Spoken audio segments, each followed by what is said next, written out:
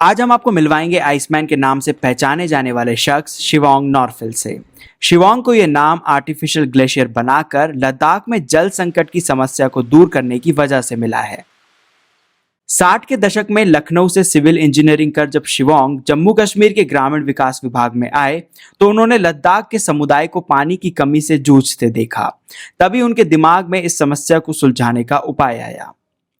Artificial glacier ने न सिर्फ विस्थापन रोका बल्कि लद्दाख के लोगों को खेती के जरिए आमदनी का नया जरिया भी दिया। आइए शिवांग से समझते हैं कि वो 60 के दशक के लद्दाख और आज के लद्दाख में क्या फर्क देखते हैं।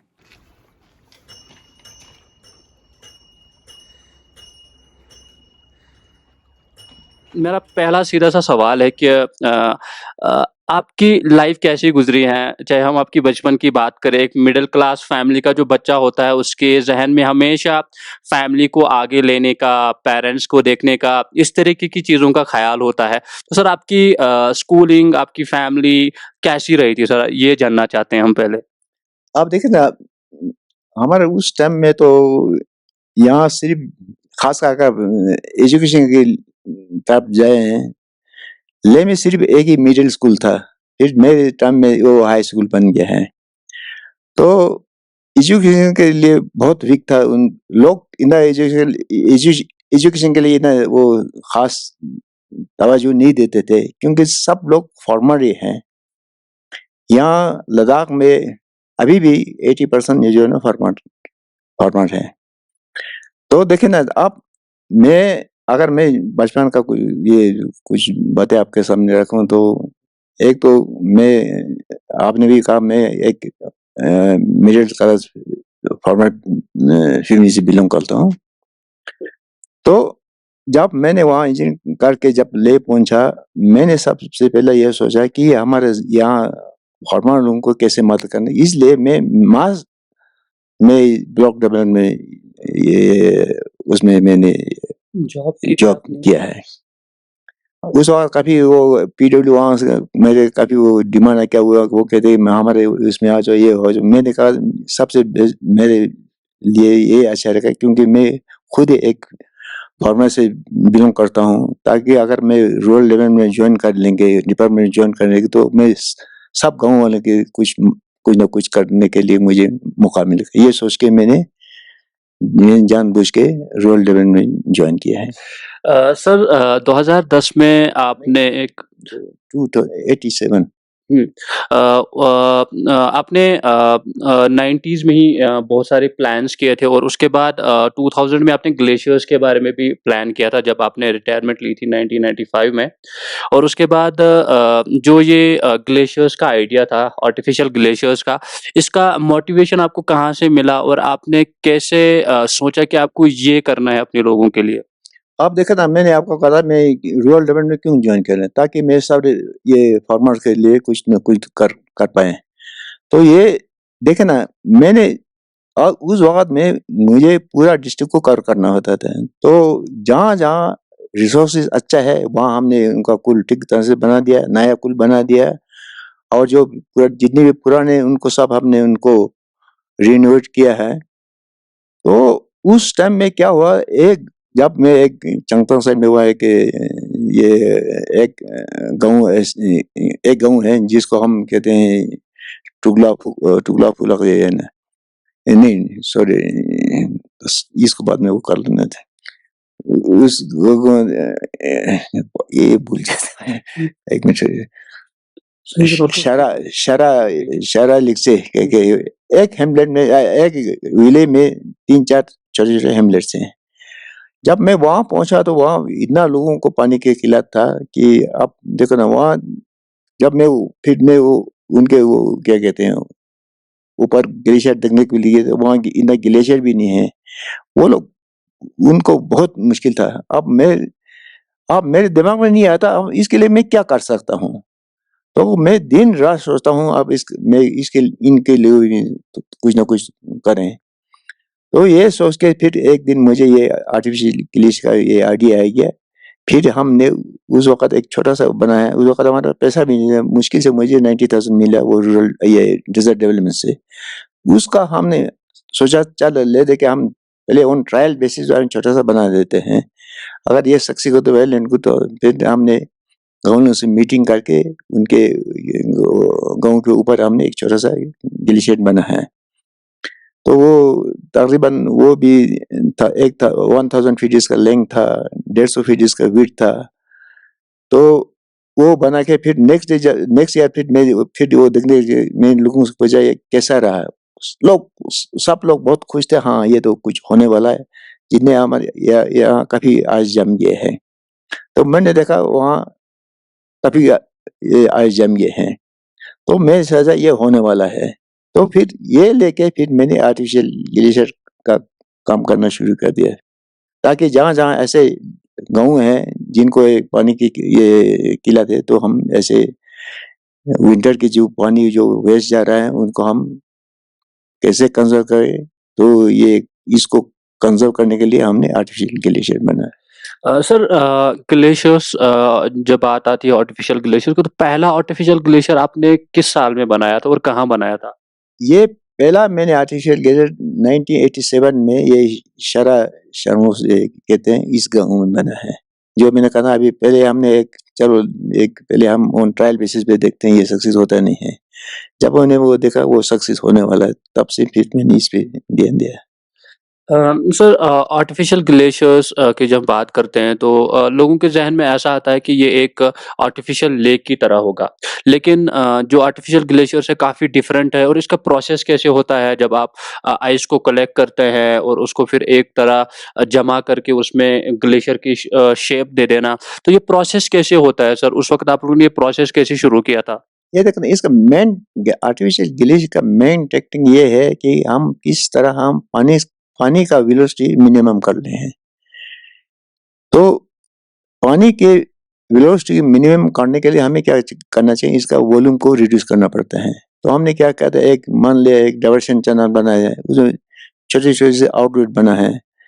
तो आउटलेट में तो आप देखो ना, मान लो एक किसी वहाँ पानी ऊपर से पानी आता हो, तो हम उसको कम से कम हम 40-50 हम छोटे छोटे से आउटलेट बनेंगे, तो उसमें से छोटे छोटे पानी छोड़ेंगे। अब इससे क्या होता है, जब हम इसका वॉल्यूम को रिड्यूस करने से नेचुरली इसका वेलोसिटी भी तो कम हो जाता है। जब इसका वेलोसिटी कम हो जाता है, फिर इमीडिएटली फ्रीज हो जाता है। ये है। सर ग्लेशियर्स की बात होती है, बहुत सारे लोगों के दिमाग में ये सवाल रहता है कि आर्टिफिशियल ग्लेशियर्स और जो नेचुरल ग्लेशियर्स हैं, इनमें फ़र्क क्या है? इसको कैसे डिफरेंशिएट किया जाए? तो आपको क्या लगता है कि सर क्या फ़र्क है दोनों ग्लेशियर्स में, जो हम आर्टिफिशियल ग्लेशियर बनाते हैं और जो नेचुरल ग्लेशियर होता है? आप देखे ना, मान लो हम जहाँ आर्टिफिशियल ग्लेशियर रहते हैं, वो हम बनाते हैं कम से कम ये नेचुरल ग्लेशियर 7,000 फीट नीचे बनाते हैं।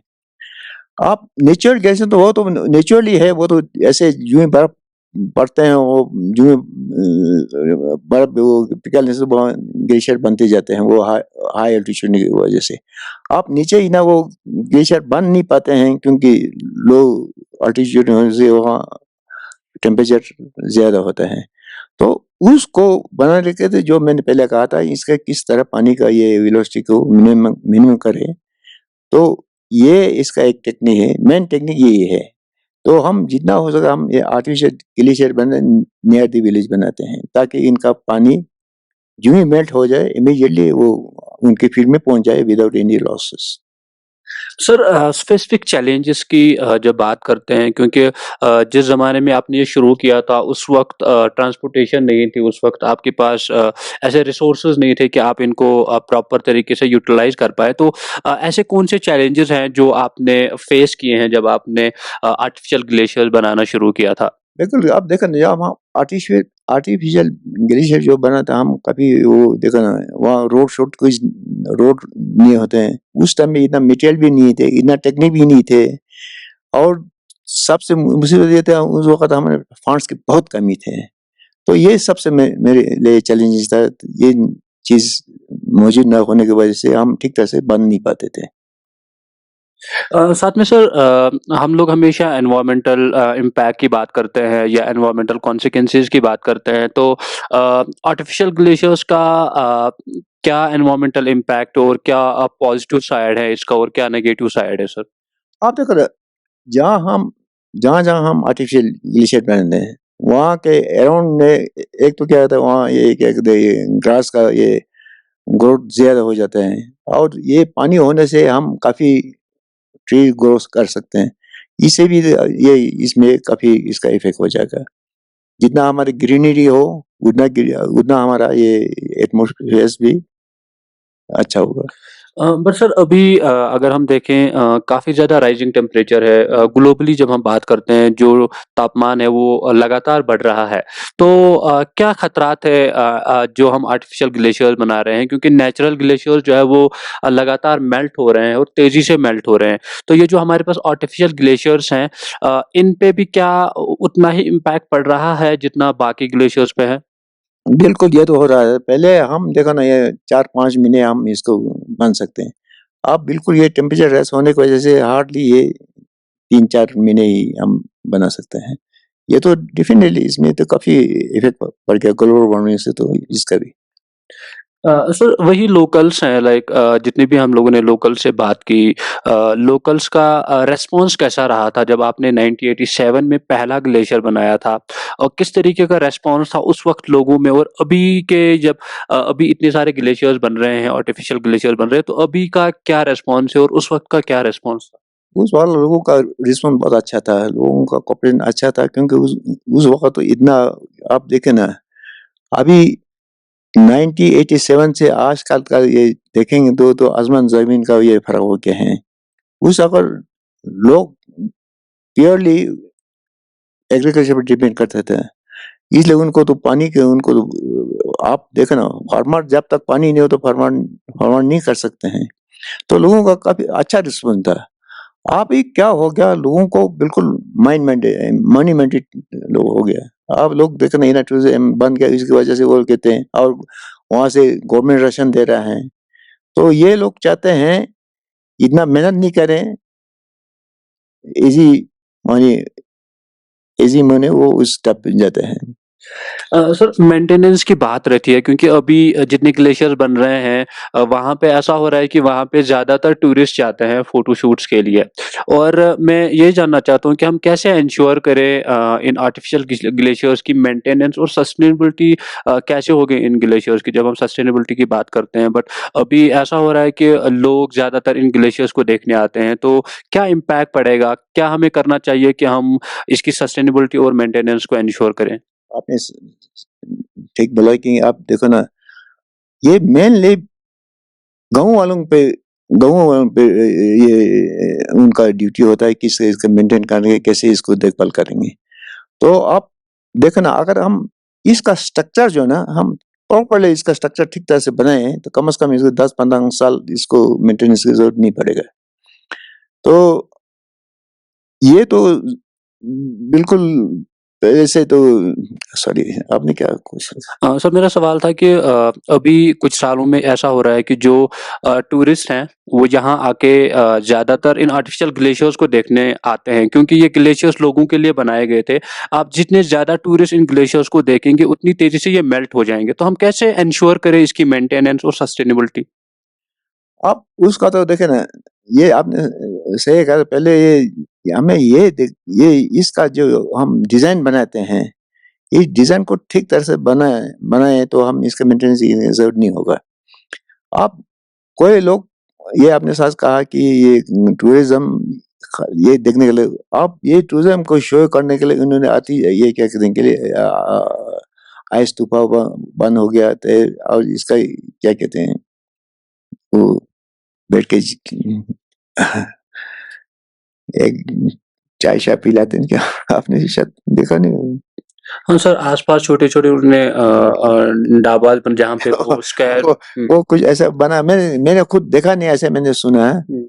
लेकिन ये तो हो गया शो ही के लिए होगा, वो नहीं होना चाहिए। हम हमें ये देखना चाहिए इसका यूटिलाइज़ कैसा हो, किस तरफ हो और इसका कितना बेनिफिट हो सकता है। हम उस साइड में जाना चाहिए। सर साथ में मैं ये जानना चाहता हूँ कि like is there any plan like you have any plan in past कि आप इन ग्लेशियर्स को you want to extend these glaciers artificial glaciers in other regions of the country?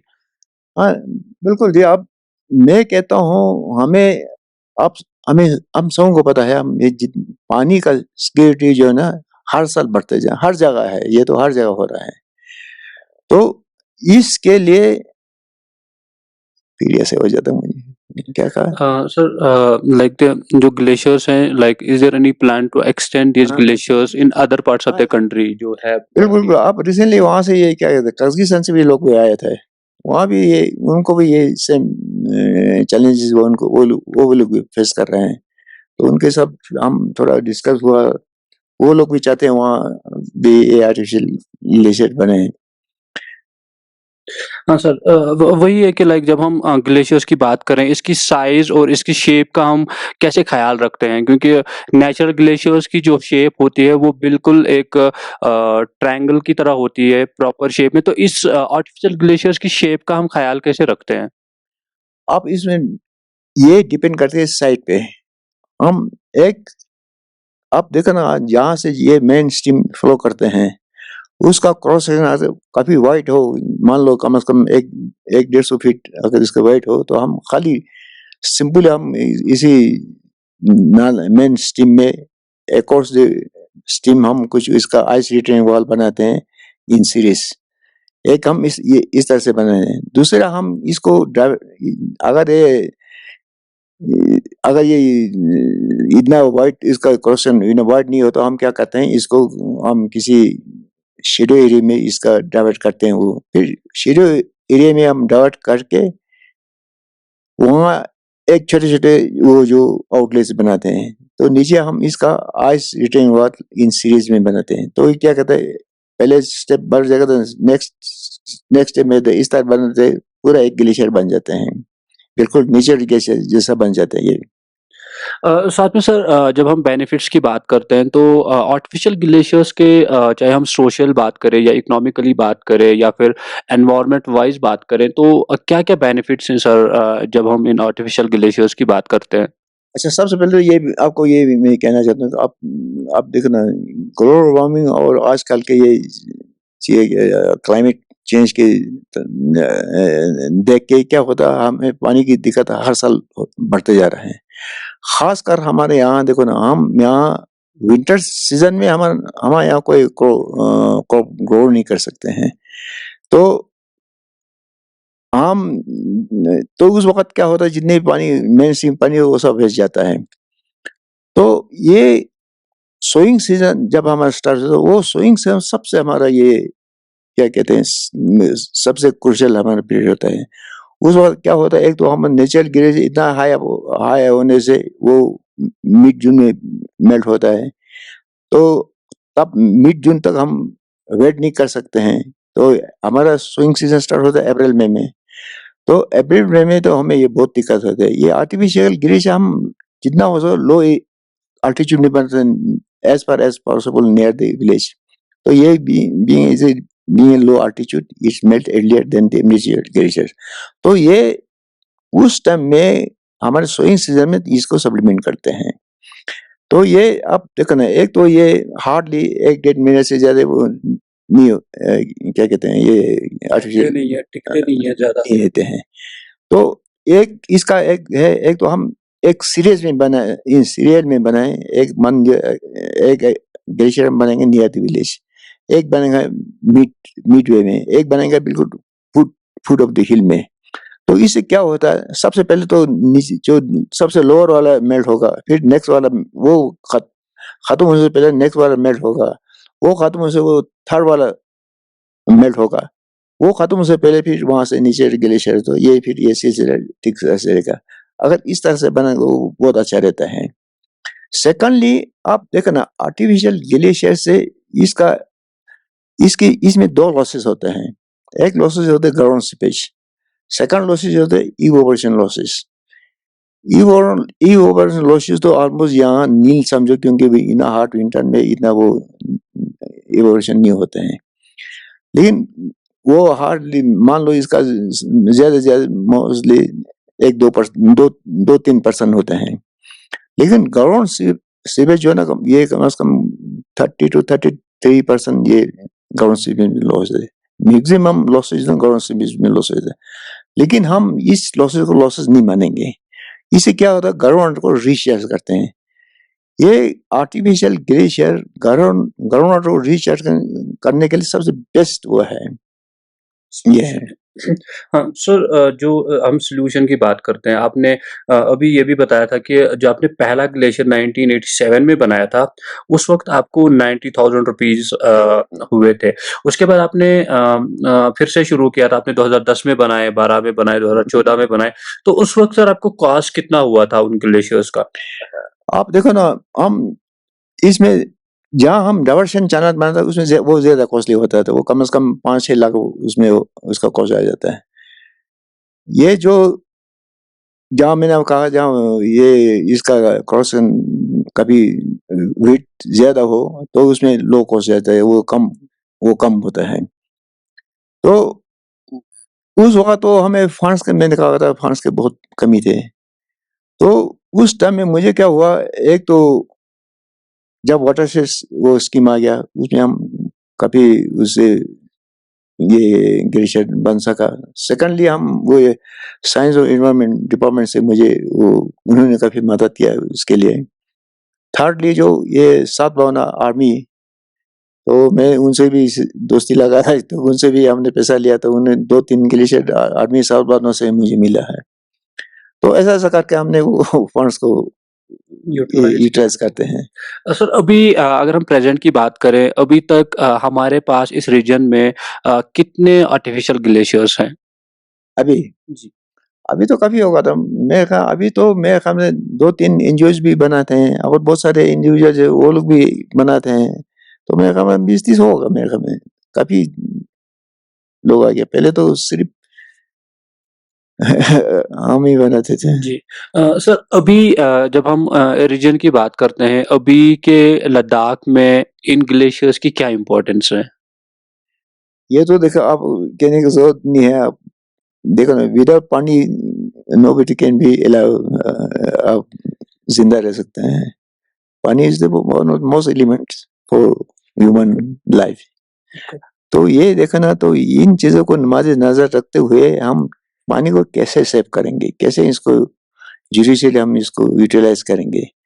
तो मेरा मानना है, जितने भी हम हमारे पास रिसोर्स अवेलेबल है, उसको कैसे हम कंजर्व करके रखें, तो इसका ये एक सॉल्यूशन बस। सर ये भी मैं जानना चाहूँगा कि जब हम इन ग्लेशियर्स की बात करते हैं, तो काफ़ी सालों में हमने लद्दाख में अर्बनाइज़ेशन काफ़ी तेज़ी से देखी है। क्या इसका कोई असर पड़ेगा इन आर्टिफ़िशियल ग्लेशियर्स पे? वो तो हाँ, वो तो मैंने कहा था, वो तो पढ़ते हैं। पहले तो हम ये 3-4 महीने 4-5 महीने तक हम ये बना सकते हैं। अभी तो हार्डली मेरे ख्याल में 3 से साढ़े 3 महीना इतना ही होगा, इतना घट गए हैं। सर ये भी आपने बताया था कि यहाँ पे जितनी भी ऑर्गनाइज़ेशंस अभी ग्लेशियर्स बना रही है, हमें एकजुट होके ऐसा सोचना चाहिए कि जो हमारे लिए सबसे चीपेस्ट हो और सबसे आसान हो, जिससे हम लोग ज़्यादा से ज़्यादा ग्लेशियर्स बनाएँ। सर थोड़ा-सा हमारी ऑडियंस वो भी जानना चाहती है कि क्या इस तरीके का प्लान था आपका, और क्या आप जो जितनी ऑर्गनाइज़ेशंस हैं उनको बताना चाहते हैं कि कैसे आप इसको आगे लेके जाना चाह रहे हैं? अभी देखा ना, अभी तो मैंने कहा ना, अभी 2-3 एनजीओ लोग ये आर्टिफिशियल ग्लेशियर बना, और बहुत सारे एनजीओ और बहुत सारे ऐसे संस्थाएं, वो लोग भी वो ये बनाते हैं। अब मैं चाहता हूँ ये सब मिलके एक प्लेटफॉर्म में ला के, तो सबों के इसमें डिटेल डिस्कशन होना चाहिए। किसने कौन सा डिजाइन किया है, कैसे वो बन रहा है, क्या कॉस्ट आ रहा है, क्या बेनिफिट आ रहा है, तो ये सारा हम डिस्कस करके एक ऐसा एक मॉडल तैयार करें जो कि सबसे इजी हो, लो कॉस्ट हो, मैक्सिमम बेनिफिट बेनिफिट हो। तो एक ऐसा मॉडल अगर तैयार करें, तो फिर वो हर जगह हम एडॉप्ट कर सकते हैं। आप देखो ना, आप खाली हम आर्टिफिशियल ग्लेशियर पर भी भी ये क्या कहते उसमें डिपेंड नहीं डिपेंड नहीं रहना चाहिए, हमें और चीजें भी दिखना चाहिए। अब मेरे ख्याल में ये पर्कुलेशन टैंक अगर हम सीरीज में बनेंगे और बड़े बड़े टैंक हम वाटर रिजर्वर हम गाँव के ऊपर, वैसे मैंने 5-6 गाँव में बना भी है, और इसी तरह बड़े बड़े वो वाटर रिजर्व टैंक बने हैं। वो देखो ना, वो समर और विंटर दोनों में हम यूज करते हैं, लेकिन आर्टिफिशियल सिर्फ on it can be use on the winter season. आप क्या होता है कभी कभी जब बर्फ ज्यादा हो तो वहां से धूप ज्यादा आ जाए तो एक दिन में सब मिलकर पानी आ जाता हो, तो मैक्सिमम पानी फिर वेस्ट जाता है, पूरे के पूरे पानी हम यूटिलाइज नहीं कर सकते हैं। तो ये अगर बड़े बड़े वाटर ये पर्कुलेट टैंक बने हैं इन सीरीज में, तो इसमें ये सब हम समर में वो हम यूज कर सकते हैं। इस तरह ये कुछ सम सॉल्यूशन है जो अगर हम कुछ करें तो to some extent we can save this region. Save this. Sir off camera हम बात कर रहे थे तो आपने बताया कि जो बचपन था आपका कि जो बर्फ होती थी बाहर निकलने के लिए यॉक्स का इस्तेमाल किया जाता था और अब बर्फ बिल्कुल नहीं होती। तो थोड़ा-सा लाइक उस टाइप के उस वक़्त जो बर्फ होती थी वो लगभग 10 से 12 फीट से भी ज़्यादा बर्फ हुआ करती थी। लेकिन अब बर्फ जो है वो हार्डली इंच में होती है। तो क्या फ़र्क दिखा आपको कि कितना रोल पड़ा है क्लाइमेट चेंज का पिछले 50-70 सालों में इस रीजन में? आप देखा हम छोटे में थे, मैंने कहा हमारा यहाँ जो घर बनाते हैं, हमारे जितने भी ग्राउंड फ्लोर में जो कमरे बनाते हैं वो मोस्टली हम काउ शेड और गोट शेड के लिए यूज करते हैं। उस टाइम क्या होता है, इतना हेवी स्नोफॉल होता है, और हेवी स्नोफॉल होने से ग्राउंड वाटर ओवर रिचार्ज हो जाते हैं। उस खासकर जून जून जुलाई में तो पूरा ये हमारे ग्राउंड वाटर जो ग्राउंड हमारा ग्राउंड लेवल में जो कमरे होते हैं ये काउ शेड है, उसमें पानी भर जाते हैं। इसके लिए हमें ग्राउंड के अराउंड हाउस हमें ड्रेन खोलना पड़ता था, और कई जगह ये जो हमारे एग्रीकल्चर फील्ड है वो इतना ओवर रिचार्ज हो तो लैंड मर्सी हो जाता है, हम उसमें स्विम भी नहीं कर सकते थे। तो ये हालत था उस टाइम में। अब तो ये हालत में पहुंच गया कि हमारा ये देखो ना, ये अभी आप सामने हमारा जो नाला चल रहा है, हम उस टाइम 4 बजे के बाद हम उसको क्रॉस नहीं कर सकते, इतना पानी आ जाते हैं। अभी तो वो बिल्कुल ड्राई हो गया है। अभी हम ये देखो पार्सल में इतना वो ये मार्शी लैंड थे उस वक्त, अभी वो सारा ड्राई हो गया। पहले इतना स्प्रिंग्स थे, अभी वो सब ड्राई अप हो गया है, अब 1-2 स्प्रिंग रह गया है। तो ये तो इसमें इतना चेंजेस हुआ। पहले से अगर मान लो कोई 4-5 डिकेड से आज के ये टाइम इस प्रेजेंट टाइम में कंपेयर करें तो ये इतना फर्क हो गया है। सर आप यहाँ के युवाओं की बात कर रहे थे। आपने यहाँ के युवाओं के बारे में बताया। आप यहाँ के युवाओं को कुछ बताना चाहते हैं, तो हम चाहते हैं कि आप अपने यहाँ के युवाओं को जो मैसेज देना चाहते हैं, जो आप उनको एड्रेस करना चाहते हैं, वो क्या है वो बता दीजिए? अभी देखो ना, पहले तो जब हम छोटे थे, क्योंकि मैंने कहा था उस वक्त लद्दाख वाला प्योरली वो डिपेंड करते हैं एग्रीकल्चर पे। तो हम छोटे से हमें फील्ड में काम करना तो बिल्कुल, माँ बाप हम छोटा है तो उस वक्त भी हम फील्ड में ले जाते हैं काम करने के लिए।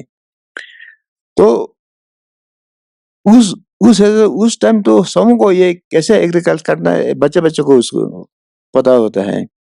अभी अब क्या होगा, एक तो देखो टूरिज्म की वजह से लोग इतना बड़े बड़े होटल बनाए, बड़े बड़े ये क्या कहते हैं रेस्ट हाउस बनाते हैं, ये बना के एग्रीकल्चर बिल्कुल उसको नेग्लेक्ट कर दिए हैं। आप यंगर जनरेशन, जितने भी यंगर जनरेशन, उनको इन चीज को ये चीज जो है ना, इनको समझना चाहिए। अब मैं एक आपको मिसाल दे दूंगा, 2019 और 20 में क्या हालात हो गए जब ये हमारा कोरोना वो हुआ, उस वक्त ये टूरिज्म बिल्कुल बंद हो गया है। तो अब देखो ना, ये टूरिज्म ये सस्टेनेबल नहीं है। हमें वो चीज़ देखना चाहिए जो सस्टेनेबल हो। हमारे यहाँ लद्दाख में एक मिसाल होता है, जो इंसान गिर जाए, वो किसका सहारा लेना चाहिए? मिट्टी का सहारा लेना चाहिए, तब जाकर वो खड़ा हो जाएगा। तो इसलिए कहते हैं एग्रीकल्चर में ध्यान रखना, अभी यंगर जनरेशन उनको ये सोचना चाहिए। पहले हमारे बाप दादा लोग कैसे एग्रीकल्चर करते थे, अब हमें भी इसमें थोड़ा कुछ कैसे हम इसमें इम्प्रूवमेंट लाएंगे। अभी तो देखो इतने बहुत सारे अपने टेक्नोलॉजी इसमें अभी आ गए हैं। अभी एग्रीकल्चर करना बहुत आसान है, बड़े बड़े मशीनरी आए हैं। उस वक्त तो बिल्कुल हम सब मैन्युअली करते हैं, फिर भी हम उस वक्त तो इतना वो अपना वो क्या कहते हैं, गुजारा अच्छे से होता था। तो इसलिए मैं कहता हूँ बच्चों को अब ये देखो ना, खाली ये इस चीज भी नहीं देखना चाहिए। ठीक है, तरक्की करना चाहिए, लेकिन साथ साथ उसका भी जो हमारे एग्रीकल्चर है ना, उसका ख्याल रखना तो बहुत जरूरी है।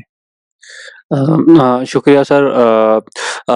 हमने जिस तरीके से आपको बताया कि ग्राउंड रिपोर्ट की पहल रही है कि आपको लद्दाख की वो चीज़ें बताई जाए जो अनडिस्कवर्ड हो, जिनके बारे में कोई नॉलेज नहीं है या जिनके बारे में बताया नहीं गया है। हमारी कोशिश है कि आपको आज ऐसे पर्सनैलिटी से मिलाए जो हमें इन आर्टिफिशियल ग्लेशियर्स की कहानी बताए, जिन पे सीरीज़ बनी है, जिनको आइस मैन ऑफ इंडिया कहा जाता है और जिन्होंने अपने इस रीजन के लिए बहुत कुछ किया है। इन्होंने साफ तौर पे कहा कि हमें अपने इन ग्लेशियर्स को बचाने के लिए काफ़ी जद्दोजहद करनी पड़ेगी, हमें अपने पानी को बचाने के लिए काफ़ी जद्दोजहद करनी पड़ेगी और यहाँ के युवाओं के लिए भी इनकी मैसेज रही थी। सर आपका बहुत-बहुत शुक्रिया हमें वक़्त देने के लिए, आप अपने इतने बिज़ी शेड्यूल में आपने हमारे लिए वक़्त निकाला, हम आपके आभारी हैं इस चीज़ के। Thank you so much.